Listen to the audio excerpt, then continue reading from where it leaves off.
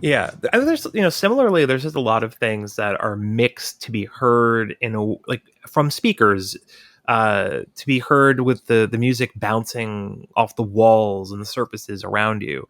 Disintegration. It says right on the album, this music was mixed to be played loud, so turn it up. It says Yeah, that printed on every copy of well, I mean, Disintegration. but as opposed to headphones, there's lots of things that sound, I would say, better in headphones for sure, but some things are not. And like, there's actually a new CD that I bought last weekend because the Rough Trade store that was in Brooklyn, North Brooklyn, is closing. They're going to reopen a new space sometime in the summer, but they had all of their CD stock 50% off.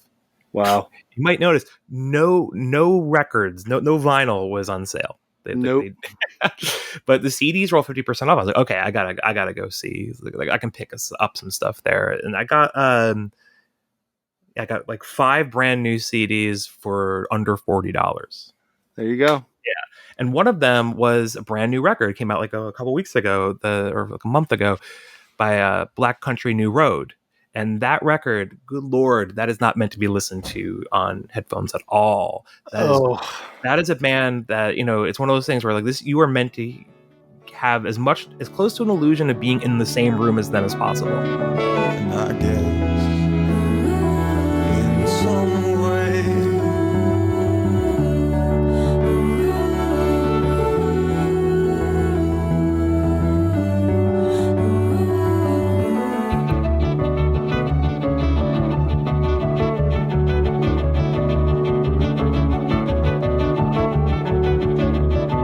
dancing to just skin, I got down on my knees. I told you I loved you in front of Yeah, it's funny. I had some of the people who like used to be in my Discord and stuff emailing me about that band. What's there's this other band. What are they? Shame, is that the other one? There's a bunch of these bands. Yeah. Then there's a Squid. Squid, yeah, and there's like this new Manchester idea, and there's the new, London idea. I mean, we go through this cyclically. If you think back to the Art Brut period and Baby Sham, all that stuff, there's definitely the feeling of a new generation. And I don't want to open up a whole other can of worms, but it's something that you've talked about before and obviously resonates with me, is the invasion of music as a form by politics, and especially identity politics. And these bands are coached from day one that this is what their press material and their interview should be talking about. And I just... Right. I mean, and failing that, like your mental illness problems. Mental health and mindfulness. And dude, listen, this is a generation. There's a reason for this. The reason for this is that the people who are handling these bands know damn well that the music press has been this shrunk down and shriveled to the point that if there's even a prayer of an artist who is not famous being covered, it's because their stuff can be framed in this, well, like this artist is speaking to, just name an identity, or like this person wrote a song about anxiety. And they're speaking their truth. And like, right. Dude, I don't think that's on the artists though. Like the artists, not. I think the artists are generally just making what they're going to make. And I think like even it's the fact that so many people write about mental health now, mental illness now. And I think people kind of always did, but now they do it like much more self-consciously. And I think that's just a symptom of the era, where people talk about this stuff very differently than they used to. And okay, whatever. That's just how it is. But yeah, I think that having that be the hook is so gross and weird. But I think it's also starting to fade out, partly because the music media also is like, oh, this doesn't work anymore either. This is not a way to get people attention anyway. So that can kind of give artists some more dignity as they move forward. Yeah, I mean, there's two sides to it for me, how I've come away from all that. One is, I think there's very clearly a generation gap, and it's no secret. I've said before that I just feel like this isn't dialogue I should be participating in, not because for any, righteous, whatever reason, just that there's a clear generation gap in the way these issues are being discussed and what they mean. And, it's funny. I was just talking to Anthony Fantano about this, because there's people on TikTok that are talking about him, in ways that are very sort of hard to process in many respects. And it's because these issues have become so face-on part of dialogue on social media, not just in the press, for younger kids. And that confusion that they're feeling is getting fed and shaped by feedback from other people. And, again, all I can do for me is who in my life is impacted by that? My kids. So I have to have open conversations about them, about when they start seeing TikToks about like gender fluidity and all these other topics. And there are kids in their school who have, started, expressing themselves and investigating these things. And that's, you've got to be there for them during it. I can't be imposing my response to it. And that to me is what broke my ability to keep being part of this sort of music culture discussion, because I'm not somebody who ever looked to this to help me understand myself. I know who I am and why music matters to me. It's completely about romance, sensations, emotional sensations, fascination with other people, exploring light, all these things that it's meant to be. Part about fascination with other people is a big part of it for me, for sure. Yeah. And look, I look to art as a way of kind of like having windows into other people. Sure. And again, I never feel like I have to relate to something, which I think there's a lot of people seem to do. And like, I don't know if I want to like put that down, but it is something that I don't really understand. I see art as a communicative medium. Well, it's exactly when we were also just talking abstract medium, which is important.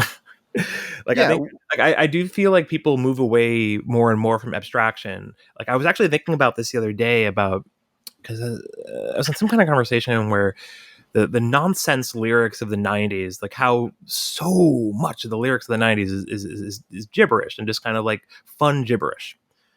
And people just hardly do that now. Even artists who famously wrote that way don't really do that so much now. What was the driver's license? Like the whole dynamic of these internet celebrity people forming bands as proxies for their social media campaigns. Like, dude, I don't even. Yeah, there's this layers to this now that it's like, right, we're like and that whole driver's license song is kind of if you're in the loop, if this is really for you, it's basically like her own like weird Fleetwood Mac scenario. Totally. And like Fleetwood Mac, Fleetwood Mac obviously wrote great songs, but like a huge part of why Fleetwood Mac was so big was that soap opera that everyone bought into. Totally. And it's so premeditated and messed up, but then you're talking about kids. Like, I don't know the extent to which they have been part of, maybe most of their teenage years brought up to become celebrities. Like, you think about where Dua Lipa came from, fashion model, like that's almost common now, dude. When you hear about a successful solo female artist, they are almost all ex-models. That's so like, I'm glad Snail Mail is getting like, let's get more of that. You know what I mean? Like, and Claro even, despite all the bullshit. And listen, plenty of female writers got stick about mentioning, some of the issues around, her background maybe. Right. Like, isn't her dad like something to do with like, it's like a PR company? Is it Cornerstone actually? No, I think he ran pretty much the entire Converse music marketing when they did the studio thing. I feel like there's kind of two ways to look at this, right? One is like, okay, like her dad just greased all the wheels and he just kind of pushed her into the. And the Moo Kids. I think the more likely thing is that when you're in a family that's obsessed with the arts, when your parents are like that and like they will enable you, they will buy you instruments and stuff, it's just a path of least resistance, but it's also just kind of a natural thing. It's just like, I did not grow up in a family that cared about the arts at all. I'm pretty much the entire person in my entire family line who has the interest that I have. And this is exactly the point. A certain pride that I have of like, yes, I can know for certain that my tastes and my all these things are from me.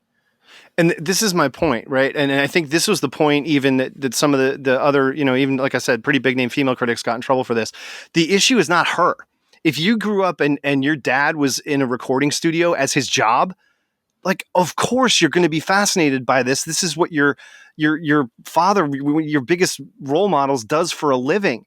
And like, that's totally natural. The problem is the press didn't make that part of the conversation. And that's how it got screwed up by the writers who were hyping this as who need to consider everything to be some sacrosanct, pure album that descended from the perfect self-truth heavens. Like, no, everything's a little bit different than that. Why can't the narrative be this girl loves music so much because she's grown up around it? Think about Beck, right? Right. Well, I mean, the thing that came to mind when you were talking about this was I was listening to an interview with Rashida Jones recently. I think it was on Fresh Air. And she was talking about her background. Obviously, she's the daughter of Quincy Jones, like one of the most successful musicians and producers to ever live. And, you know, like she was talking about, like, you know, she's old enough to remember as a child, like literally being there for like Thriller sessions. You know, she was there. But the point I'm getting at is, like, she did not pursue music, but she pursued arts. You know, she knew that, like, okay, like I have an affinity for this. I love music, but realizing that she didn't really have a place in it, you know, and having to figure out to find her place. And I feel like that's a pretty common thing for people who are born into privilege and also art families. And sometimes that's an and sometimes it's an or, you know? I completely agree. As an aside, I think one of the coolest things or funniest things, and I don't mean to make light of the fact that an alcohol use disorder might be part of it, but remember when Quincy Jones popped off and he was just dropping dimes on everyone in a couple of these interviews, and he admitted that, like, Beat It magazine, that was like an article that was what's his name did, that was amazing. Oh man, he reviewed, I don't know if it was in the article, but coming out of that, you find out that Beat It is 100% a ripoff of the Daz band, Let It Whip. It stole the drum beat from that, and the intro is actually pulled directly from a demonstration 7-inch for the Synclavier 2 synthesizer. It's on the vinyl. It's the same pitch, note, all of it. And so much of Thriller is, and a lot of Bad, is actually sort of collage art, because Michael Jackson is so famous that he can do whatever he wants. There's also a thing I always found interesting about Michael Jackson as a songwriter is, like, you know, he's the sole credited songwriter on like lots of his music.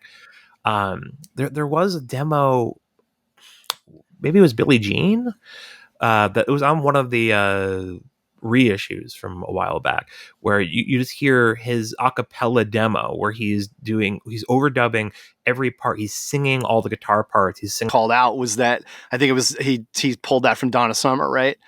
Right. Billy, and it makes sense. Like, I think that there was. Is it that one? Yeah, where like the whole groove was specifically based on Hall & Oates' I Can't Go For That. Oh, he apologized to them for that, though, which was cool. Yeah. He went up to him and he was like, I like spent multiple hours a day dancing in the mirror to your song. I can't believe the groove you got. Yeah, and they were totally cool with it. Like, right. There's the interplay. Also, like, Hall & Oates just made a ton of money off their own music. I feel like they're not really in the position to be like, hey. I think there's some artists who probably would be in the position to be like, well, the guy who ripped off What a Fool Believes or whatever. Robbie Dupree. Robbie Dupree. Yeah, I mean that's a guy who Michael McDonald's probably like, dude, needing to check. But it's funny, that whole time period. Remember when Ain't Nothing Gonna Break My Stride became a TikTok? Like, it went viral again and it charted. I don't know this one.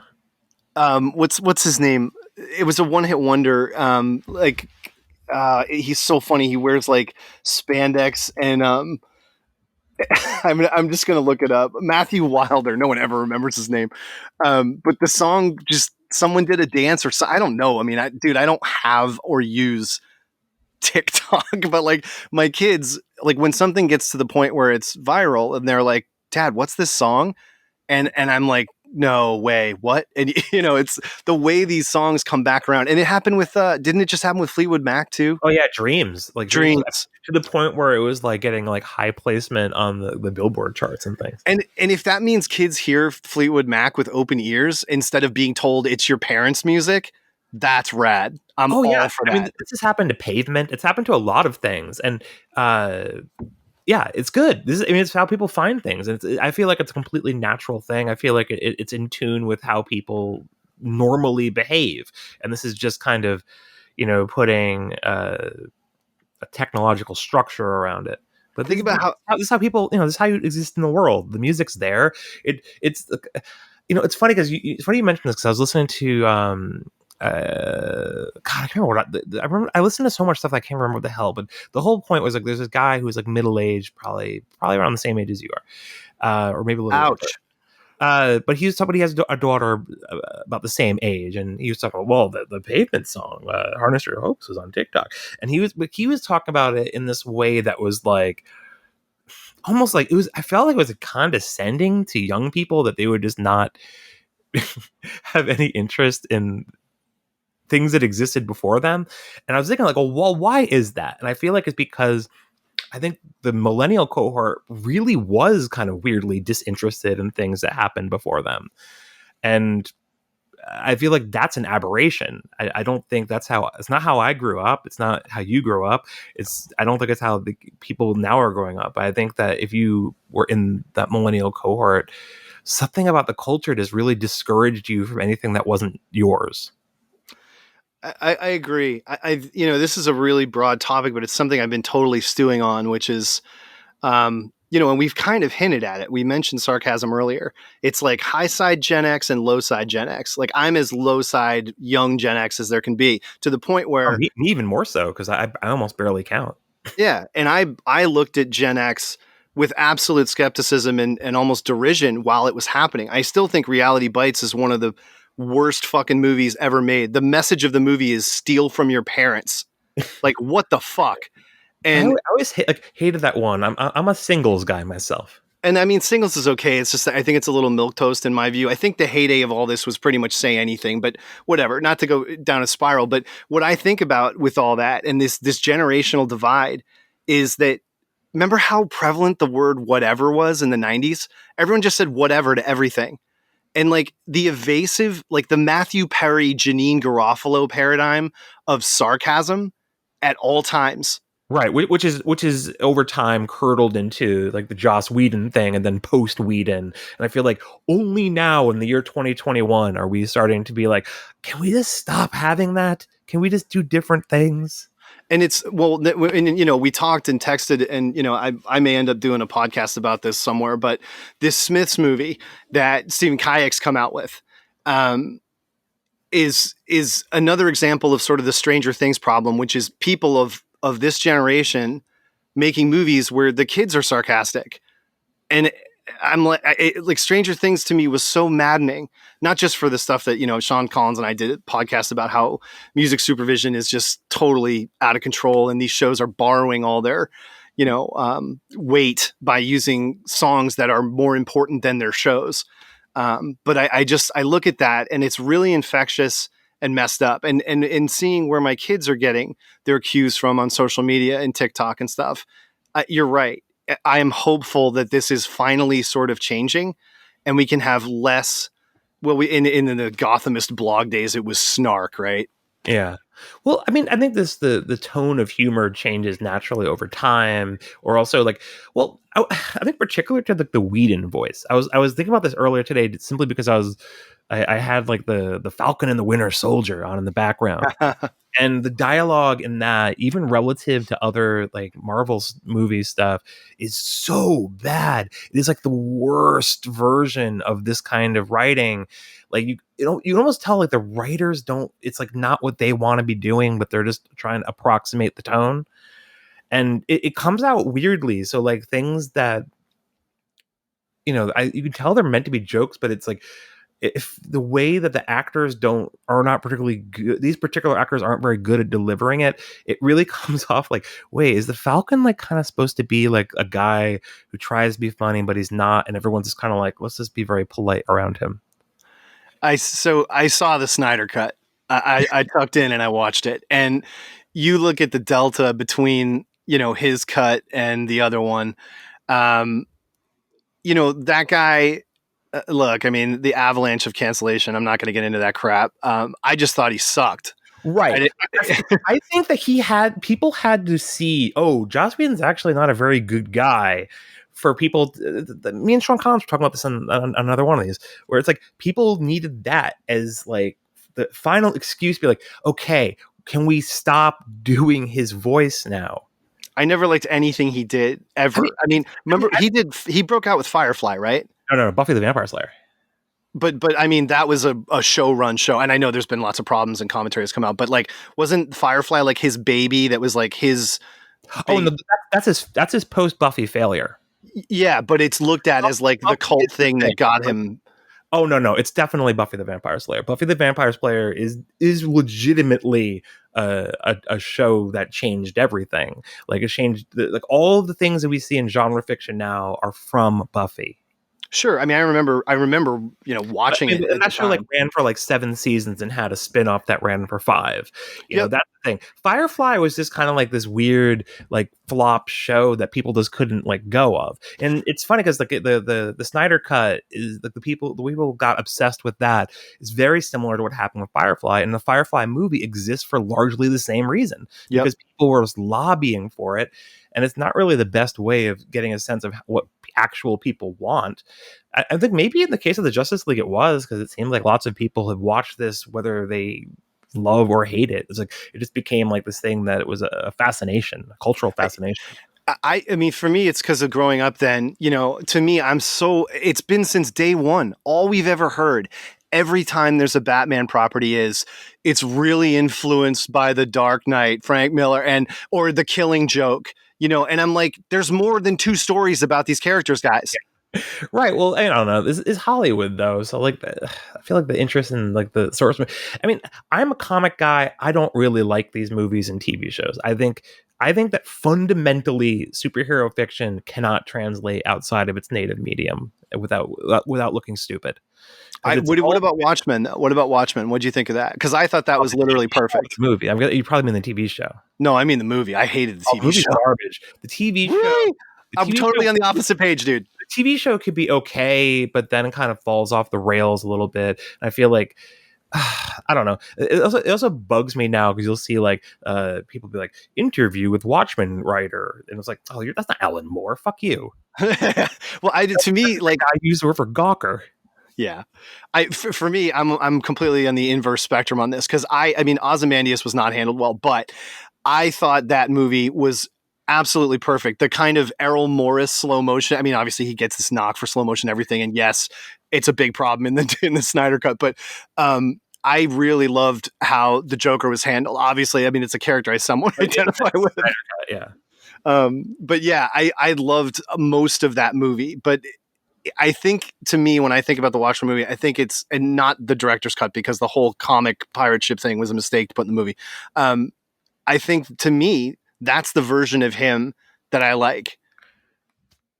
Yeah, I mean, it's probably his better. I mean, as far as his work goes, I mean, I viscerally hate anything he does with Superman. I feel like he fundamentally does not comprehend that character. He hates that character. He actively hates that character because he can't make it work. And it's like Superman is just the easiest thing in the world, you know? He's just a guy who is really powerful and he chooses to be good all the time. And I feel, and of course he hates that character because he's an Ayn Rand guy. Yeah, exactly. And like that mindset. I mean, to the point that like Lex Luthor like is written very frequently, sometimes overtly, to be this Randian person because that is the opposite of Superman. Superman fundamentally believes in doing good for its own sake and to not abuse power. You know, it's just like if you it's just such an easy thing to get in Hollywood, and like Zack Snyder's probably the most extreme example, but like there's always like this impulse to not understand something that basic. And it's also like if you don't understand Superman, like then like every other superhero character is basically a reaction to Superman or a growth from Superman. Superman is the fucking original superhero. That's the whole thing. It's a power fantasy about being a good person. And you just mentioned Lex Luthor. Like if you're somebody who's read the books, he is always seen like he's born to fail. You know from the first panel that this isn't going to end well for him. He's like a gadfly. He's not like omnipotent and engineering. Like, I mean, obviously the plots over all the different writers and stories, go to different, hues and shades of this. But and DC in particular is reinvented and rebooted like very frequently at a dizzying pace these days. Yeah. So, I mean, but I feel like that's, ultimately because like it was a fault of DC that becomes its strength, that it's like, okay, no, we're just constantly adapting. We're not going to be hung up on, this ongoing story the way Marvel is, where like Marvel is really jacked into both in publishing and now the movies. Back to the music thing. We got to wrap on music. The Something in a Way cinematic. Every fucking movie and show has to have their harrowing, cinematic, melodramatic restaging of some goddamn song for the last 10 years. It's just unending ever since Donnie Darko, I guess. What was it in the Snyder Cut? What did they do for that? No, the new Batman movie. The trailer is Something in the Way, Nirvana. Something in the Way. Dum, dum, dum, sub bass drop. That song was already slow and dramatic. Drippings from the ceiling. It's okay to fish. 'Cause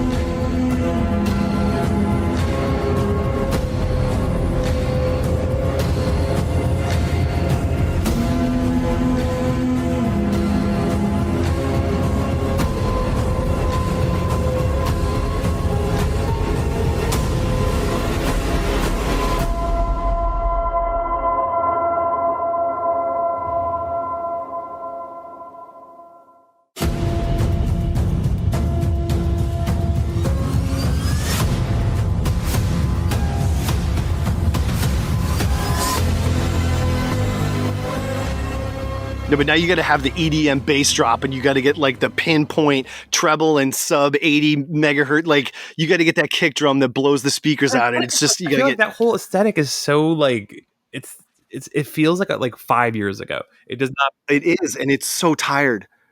It's like, remember when every movie trailer was Peter Gabriel's "The Rhythm of the Heat," the big toms at the end. Yeah. Well, I mean, Hollywood just will go through these phases. I mean, remember when everything was Salisbury Hill? Oh my God, that was the guy walks out of his brick triple decker, and the sun comes up, and he sees the girl, and then Salisbury Hill starts playing.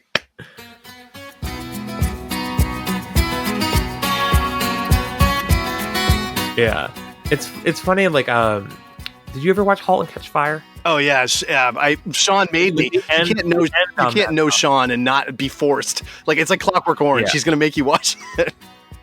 Yeah, but that show ends on Salisbury Hill, and like I know they had to fight for it, but it actually works. It's like the one time I've ever seen like the song both thematically and musically work with the scene, as opposed to just being like, here's Salisbury Hill. You like Salisbury Hill? Those chords are great. Yeah, and it's funny when we were talking about music supervision, and that's what I always go to when we have these conversations. You know, I had said in our podcast with Sean that Mr. Robot had so many failures for all the latitude it was given in terms of how those cues were pulled and having, the person who drove that. But when you think about this Smiths movie, right? There's 20 original Smiths songs in this movie, which is wow. Again, this movie. Okay. I mean, what's the point of making a Smiths movie if it's just not going to basically be here is a mixtape of the Smiths' greatest hits, and we're just gonna thread a story through. I mean, you're basically talking about a jukebox music. Yeah, and so here's what this movie is. So Kayak saw this art. If you were a Smiths fan in the 80s, right? There's this famous story. It's like the same thing with The Cure, right?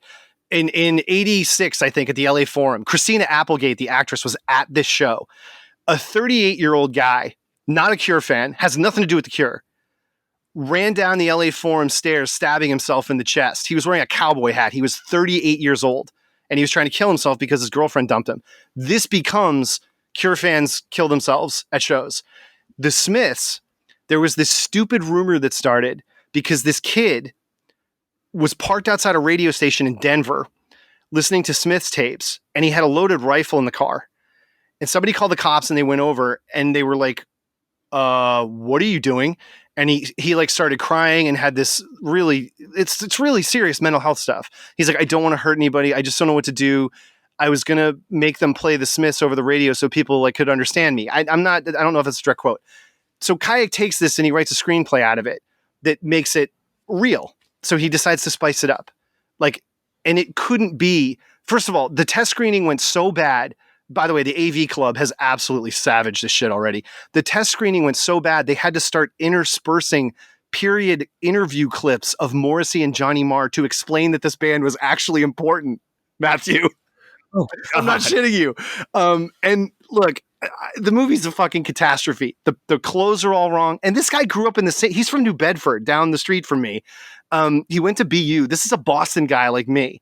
And I grew up in the same universe he did of what it was like to be a Cure, Smiths, New Order, Echo and the Bunnymen fan at that time. And for the attitude, the dialogue, the behavior of these characters is so wrong. It's sad because this guy did the Scott Walker documentary. He's all set. He did the X documentary. He's talented and done great things.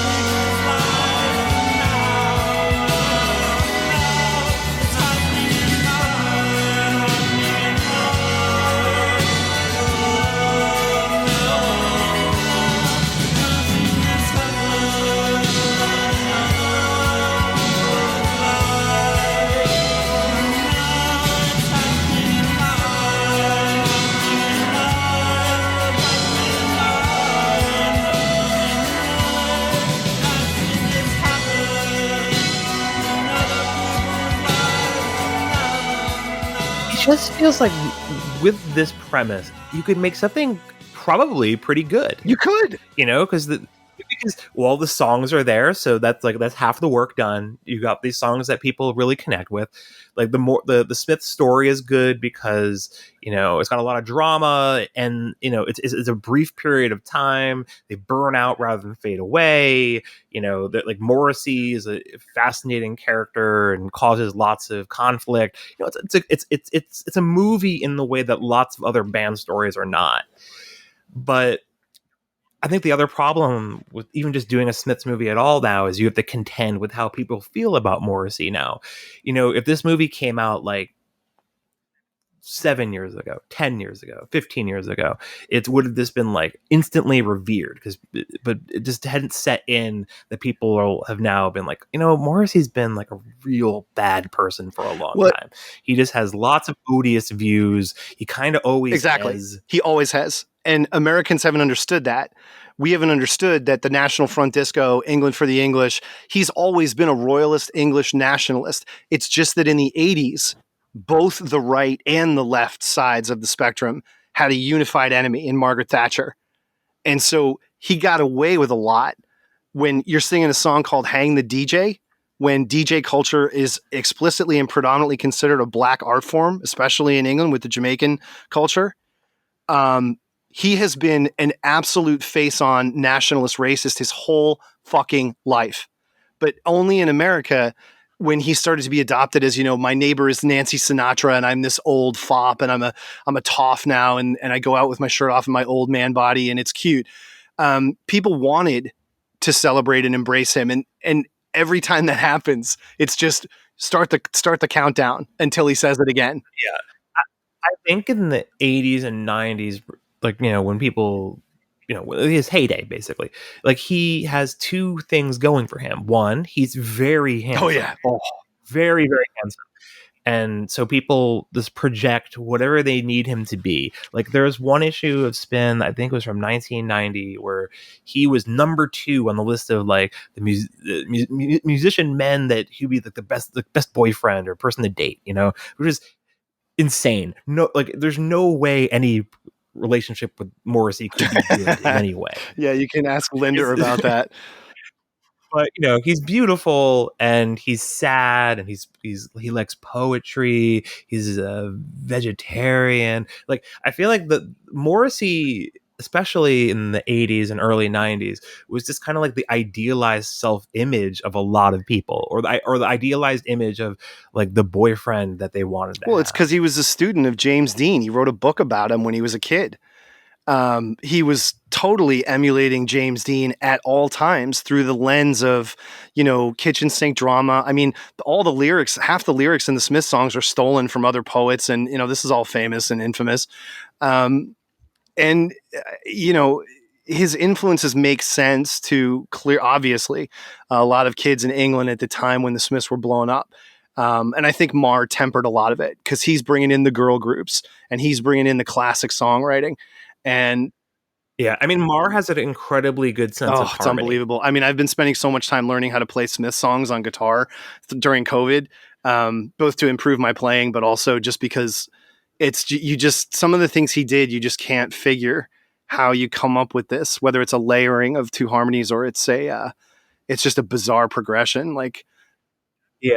And I feel like to contrast them with like their most obvious contemporaries, REM, like, I think Marr is doing like all of the heavy lifting, whereas in REM, I think it's really more distributed among all of the players.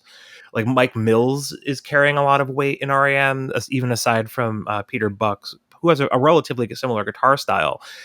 But I think there's just like something to Johnny Marr's playing where he just has to be the whole band, even if his rhythm section's fine. I'm not trying to put down the rhythm section of the Smiths, but you know what I'm saying? It's like he has to he's carrying a lot of weight on just like six strings. Yeah, he's making the songs timeless. He's writing the licks, like the beginning of Girl Afraid and like the lead line in This Charming Man. That's like a lot of that is because he was really into high life guitar, which was very trendy at that time.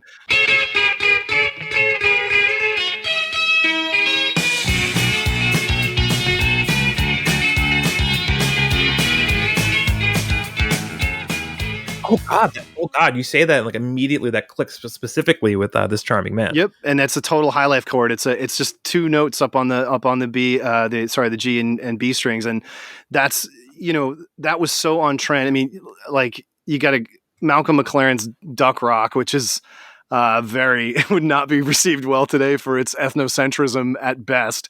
High life was huge, and it obviously it culminates maybe with Graceland, but. Yeah, that's a big influence on the Smiths. The other big influence on the Smiths is the Pretenders, and that doesn't get called out enough. But Marr has totally... Oh, yeah. James Honeyman Scott. Yep, and Marr's admitted it. He's like, that guy's sound, I stole that shit. Straight up. Just, that was the last thing I needed. He said that. That's what he really said verbatim. He's like...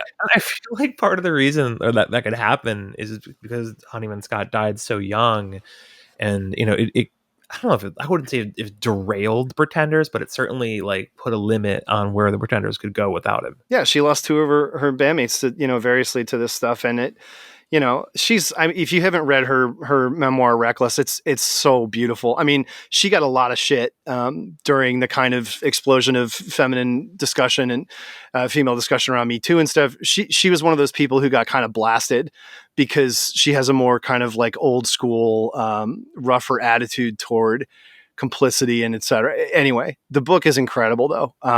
Everybody should definitely read it. And she goes into how hard that made things for her. Like you got to think, like being in a band that's successful, you got to go on stage and they're not there anymore. And it's like, that dynamic is so messed up.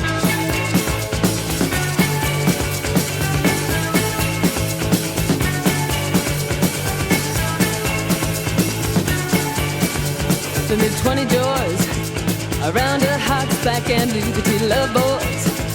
I tore my knees up getting to you cause I needed to find out what the thing was for. I've been reading, and then the time came to explore. I went ape fire cause I thought like I liked it. Little tease, but I didn't mean it. But you mess with the good stall, you gotta pay. It's amazing that they got, those later hits together and really were able to sustain it. Yeah, I feel like that speaks to like Chrissy Hynde's talent, but yeah, like didn't Honeyman Scott, didn't he die? Wasn't he only like 25 or 26 or something? He was very young. Yeah, I think he was 26. I mean, they at the time were considered, I mean, look, they're coming right on the back of Punk, and they, they've got like the Teddy Boy. Yeah, I mean, she was like right there in the scene. Oh no, I mean the band. I mean, yeah, she had flown over from Akron to like I mean, she was going out with Nick Kent. I mean, the stories are. World. Yeah, and so by the time she gets a band, she's a known commodity. She was already famous as a music critic, as like Chrissy from the NME or whatever, and traveling in all those circles. She spent some time in France. I mean, didn't she also work at the sex shop, the Malcolm McLaren's that store? Yeah, that's sort of infamous. Nick Kent like physically attacked her, and I mean he was literally like a non-functioning heroin junkie. I'm not trying to excuse anything. The dysfunction that was going on by the time the Pistols were famous was so out of control, and she it's horrible, and it but yeah, she was all over the place, and everybody knew. It's similar to the way people talk about Morrissey. A lot of people, because he's such a late bloomer, a lot of people, Tony Wilson, rest in peace, famously said he was asked about Morrissey and why Factory didn't sign the Smiths, and he said, we always knew he'd do something, which is that like condescending asshole thing you're supposed to say if you're Tony Wilson. And it's similar with Chrissy Hynde. Everybody knew she was going to be something, but she was kind of partying a little too much to like get her shit together and get a band. And when she did, fortunately, Punk wasn't as hot, so there was more space to consider other moves. And I think the Pretenders were probably the best band that got, caned with new wave. That first album. Yeah. Like they're such a perfect bridge from the one moment to the next. Mystery Achievement. Like, I mean, it's so Kid, all these songs are such classics. And again, when I talk about the disconnect with Americans and the English with their own music, those are like Christmas hearth songs in England, the early Pretenders songs. They're like Tracy Ullman's They Don't Know. Like these are part of that culture. They're adored, which is funny again because she's from Akron. Yeah, but she also married to one of them from the Kinks. I can't remember which brother it was. Babies, yeah. And that was a very real, very long relationship. I think there's other stuff too. She was like, the lock around Sid Vicious's neck is her apartment lock. She was going to marry him so he could get a green card, and it didn't happen because he was too fucked up. He didn't show up. And then she was going to marry Rotten too for the same reason. I mean, God, like she was like kind of like the ultimate punk fangirl. Yeah, who just kind of made it real for herself. But she also was like there when Iggy's playing shows. Like her view of everything. Like I said, if you haven't read her book, and anybody listening hasn't, you got to read it. It's just one of the most important, pivotal voices. And particularly when you think about being such a strong woman through all of this shit and through everything that went on and goes on in every music scene, she's hitting guys over the head with her shoes and stuff. It's like, she didn't take any shit, and she grew up rough, and that taught her, you can't say that all situations are navigable. That's an irresponsible thing to say, but certainly she feels like in her life that she was always in control, whether things went right or wrong. I think when people have that experience and like they overcome something, it's very easy for them to be like, well, why couldn't you do it? Why could, like the assumption that everyone has the stuff that they got, like maybe that's good that you have you have some humility to believe that maybe like this wasn't just something that was innate to you, that you were able to push through something that other people couldn't. But yeah, I understand that impulse, though. I think a lot of us can, if you think about it in those terms, like, well, why couldn't you do the thing I did? You make a really strong point there. A lot of, you can't assume that everyone has those tools wherever they come from, and I mean, look, these are the conversations that are happening more broadly now. They're important. Things are going to really change. Look, in my career, in my job, I see it all the time. And I see the opposite of it. I see the way that privileged people react when there's a suggestion that they should have to, cede some ground. And one of the things that I always have conversations with, particularly in my professional life, is like, do you have the enough gene? Like, I don't even make all that much money. I have 3 cars. Now, 2 of them are shit boxes, but still. I live in a really wealthy suburb, not in the wealthy part of it, but in it. And it's like, I mean, You pay the taxes there. well, yeah, but I also donated $3,000 to various Black Lives Matters charities. Because I guess the point you're making though is like you make money, you make a good amount of money, but you also know, okay, I don't need all of the money. This is enough money for me. right, and the other side, they don't want to give it up. You see these people like it's a joke to them, and it's something I struggle with as I get older, and I encounter more people who've maybe had outsized success, and I'm like, what are you doing with that? You're buying your teenage kids Range Rovers? Are you fucking nuts?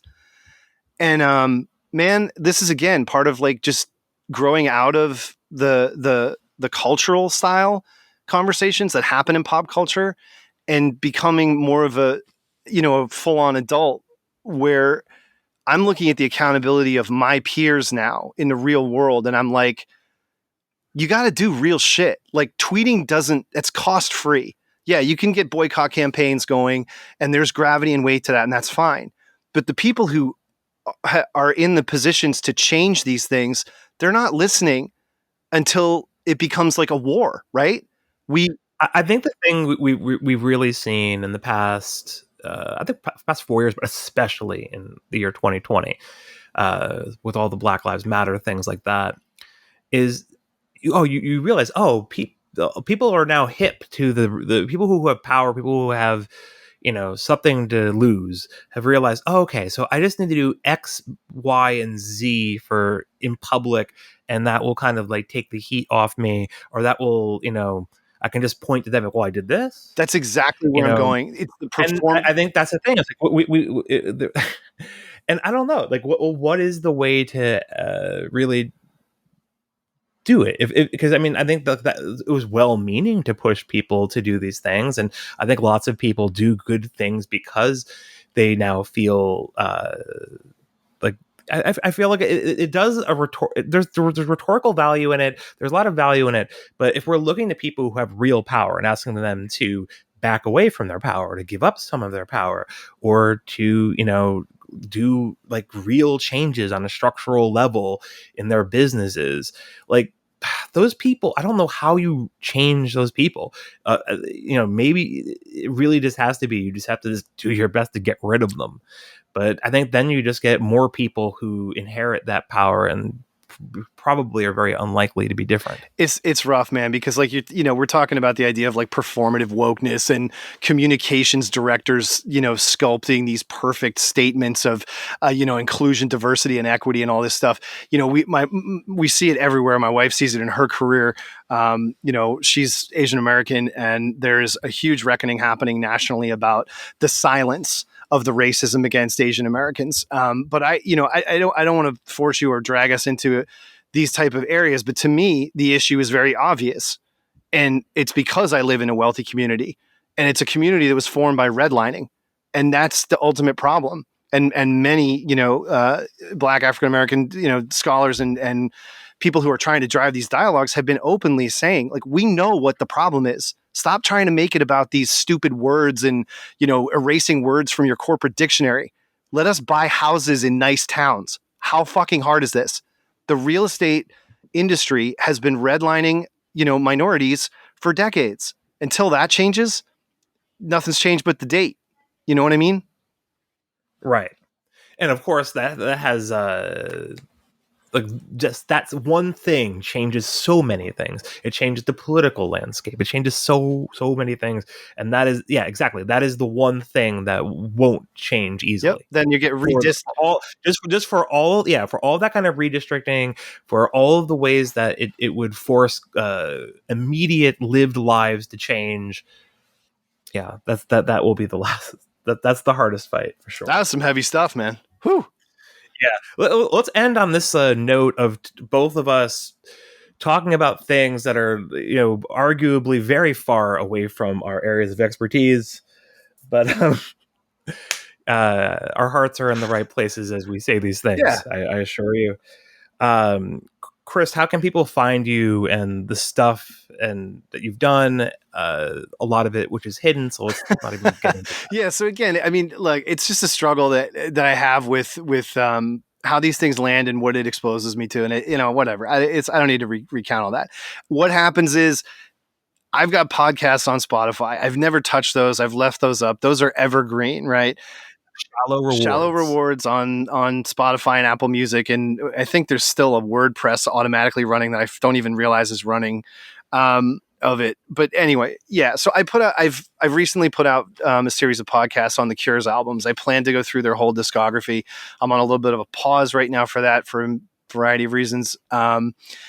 You know what I'm looking forward to in that? I'm looking forward to you doing like wild moves. Everyone is. I hear this. I mean, everyone, but in that small community, that's the one everyone wants to hear about. Like, wow, that was a complete disaster. And it was. And there's songs I like a lot on that one. No, and the B-sides, the fans are always like, all the B-sides are better than the album, and that's what it should have been, and blah, blah, blah. There's so many funny narratives and stuff about Smith and where he was at in his life, coming off the blow up of the band coming out of show and that whole period. But yeah, I mean, I do intend to finish that. I like appearing on other people's shows too. It's easier.